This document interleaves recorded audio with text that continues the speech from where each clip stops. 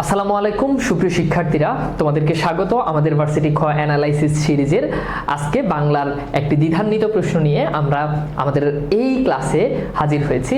আমরা এই সিরিজে বাংলা ইংরেজি সাধারণ জ্ঞানের এমন কিছু প্রশ্ন সলভ করব যেগুলো বিগত সালে ঢাকা বিশ্ববিদ্যালয়ে এসেছে, তুলনামূলক জটিল প্রশ্ন এবং যে প্রশ্নগুলোর প্যাচটা তোমরা অনেক সময় ধরতে পারো না। তো এরকমই প্রশ্ন নিয়ে আমরা আমাদের এই সিরিজে বাংলা ইংরেজি সাধারণ জ্ঞানের ক্লাস তোমাদেরকে দিব।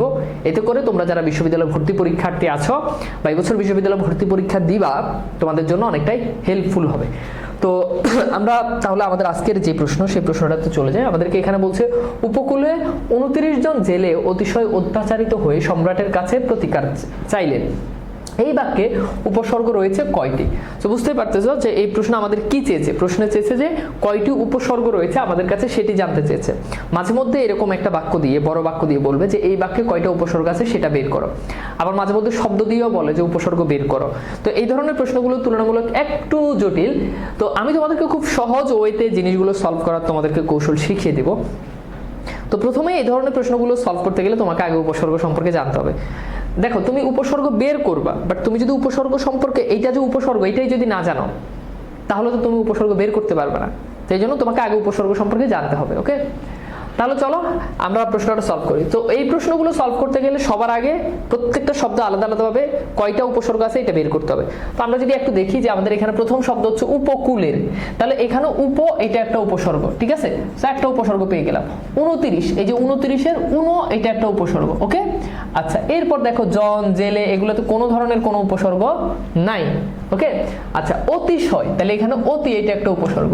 ওকে, আচ্ছা, এরপর খেয়াল করো অত্যাচারিত, এই শব্দটাকে আমি একটু এখানে লিখে বিশ্লেষণ করি তাহলে তোমাদের জন্য বুঝতে সুবিধা হবে। অত্যাচারিত, ঠিক আছে?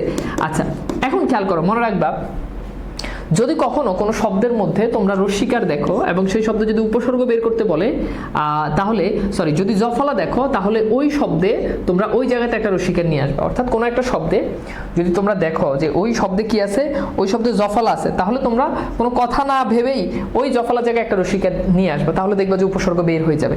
তো এখানে একটু খেয়াল করে দেখো, এই যে দেখো এই জফলাটার জায়গায় আমরা যদি রস্যিকার আনি তাহলে কি হয়ে যায়? অতি হয়ে যায়, তাই না?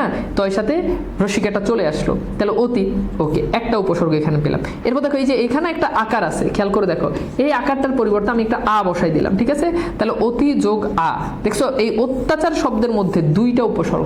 কয়টা উপসর্গ বলো তো? দুইটা উপসর্গ। তাহলে আমরা দিলাম একটা হচ্ছে অতি আর একটা হচ্ছে আ, তাহলে এইখানে আমরা পাইলাম দুইটা উপসর্গ। আচ্ছা, সম্রাট, অনেকে মনে করো যে সম্রাটের ভিতরে দুইটা উপসর্গ, তুমি এই শব্দটাকে ভাঙতে পারবে না। উপসর্গকে ভাঙলে পরের একটা মিনিংফুল শব্দ পাওয়া যায়। তো সম্রাট আসলে কোনো ধরনের কোনো উপসর্গ নাই। আচ্ছা, কাছে এখানে কোনো উপসর্গ নেই। প্রতিকার, এই যে দেখো এখানে একটা উপসর্গ পাইলা, সেটা হচ্ছে কি? সেটা হলো প্রতি। বাকি আর কোথাও কোনো উপসর্গ নাই। এবার তাহলে একটু কাউন্ট করে দেখো, উপ, উনো, তারপর হচ্ছে অতি, তিনটা, অত্যাচারিত এখানে দুইটা, পাঁচটা, আর প্রতিকারের প্রতি একটা, ছয়টা। তাহলে এই প্রশ্নের উত্তর, আমাদের সঠিক উত্তর হবে কোনটা বলো তো? উত্তর হচ্ছে 6টা। সো 6টা উপসর্গ আমাদের এই বাক্যে আছে। তো এইরকম প্রশ্নগুলো যখন পরীক্ষাতে আসে তখন তুলনামূলক সময়ও বেশি লাগে এবং খুব ভালো বেসিক না থাকলে আসলে এই ধরনের কোশ্চেনগুলো সলভ করা যায় না। তো তোমাদের যাদের স্বপ্ন ঢাকা বিশ্ববিদ্যালয় খ ইউনিট প্লাস অন্যান্য বিশ্ববিদ্যালয় খ ইউনিট প্লাস বিভাগ পরিবর্তন, তোমাদের জন্য আমাদের এই কোর্স ঢাবি খ প্লাস বিভাগ পরিবর্তন 4.0। তো এই কোর্সে ভর্তি চলতেছে, খুবই সীমিত সময়ে অফার প্রাইজে ভর্তি চলতেছে। যারা এনরোল করবা আমাদের এই কোর্সে এনরোল করে আমাদের সাথে তোমার ভার্সিটি জার্নি শুরু হোক খুব দ্রুত। সবাই ভালো থাকবা, আল্লাহ হাফেজ।